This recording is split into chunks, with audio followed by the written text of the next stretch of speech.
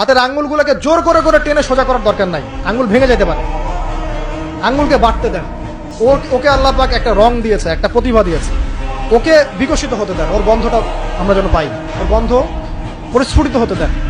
ওকে চাপ দিবেন না। এখনকার পরিবারে প্রচুর চাপ, দেখবেন যে সন্তানের পিতামাতারা চাপ দিতে দিতে সন্তান আত্মহত্যা করে ফেলছে, করছে না? রেজাল্ট খারাপ হলো, কি চাপ, কি করলি সারা জীবনে, এসএসসিতে এ প্লাস পাইতে পারলি না, বেচারা গলা আটকাই দিয়ে মরে গেল। কি হয়েছে? এসএসসিতে রেজাল্ট খারাপ হয়েছে তো কি হয়েছে? জীবনে এটাই সবকিছু? একটা না হয় দুর্ঘটনা ঘটে গেছে জীবনে, তাকে জীবন নষ্ট হয়ে গেছে নাকি? পিতা মাতার চাপের কারণে চাকরি পাইস না, সারা জীবন ধরে খাওয়াইলাম পড়াইলাম, চাকরি করতে পারিস না, আমাদেরকে দেখতে পারিস না, চাপ দিতে দিতে বেচারা এখন মাদকের দিকে।